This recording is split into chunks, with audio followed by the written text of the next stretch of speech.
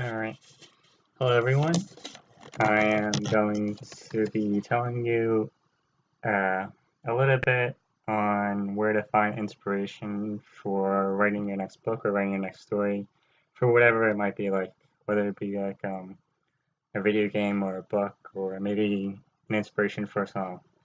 Now, some people don't know this, but if you look around your room and everything, you can see all the stuff that you like and all the stuff that also has a fan base behind it. Now, pretty much um, all these different kinds of works are inspired by something, whether it be just stuff in life or by other franchises. Now, if you take it, I'm just going to show you around my room and tell you like where you could start. Like over here, you see some of my video games, some of my comics, like the Dragon Ball Z ones. Like you see this little Halo statue I have over here. Now, there are a bunch of different stories in these video games over here, and you can pick out whichever one they like or whichever one suits your fancy. If you want to do like a friendly monster adventure kind of thing, you pick something like Pokemon maybe. Or if you want like a mystery sort of thing that's a bit over the top, you look at something like Danganronpa. Sort of slice of life things, you could look at Watamote over here. There's also One Punch Man, which is satire on heroes and everything, while still being funny and interesting to look at and interesting to watch. And over here, I have this huge collection of Berserk books, all the way up to number 38. Now, this one has inspired Dark Souls, and it's pretty much an inspiration for a lot of other things as well, since it's a manga classic. This, along with other comics like Dragon Ball Z, have inspired tons of different franchises. And also, you also want to read something that you don't like. Like right here, I have all these Sword Art Online books. I have the video game, I have the TV show, and I also have Cell World and Isolator over here. Now you want to know what you don't like, because it could also be popular with some other people, especially Sword Art Online, like on how Sword Art Online is popular with a lot of other people.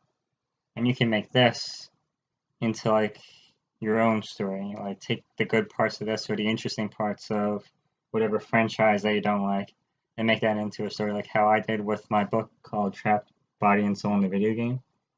That became my best-selling book because I took things that I liked in Sword Art Online, the few things, and I made that into its own book. Now there are other things over here too, like I have a bunch of PlayStation 2 games and a bunch of other different comics. Now you could take any number of stories and themes and plots from any of these books and works to make into your own story. Like the Silent Hill stuff. Like I will show you a couple. Like I have Silent Hill Origins right here, just picking out a couple things. I have Spider-Man, of course, Punisher, and different stuff like that. For Silent Hill, you can make a psychological horror adventure thing. It doesn't need to be in a town or like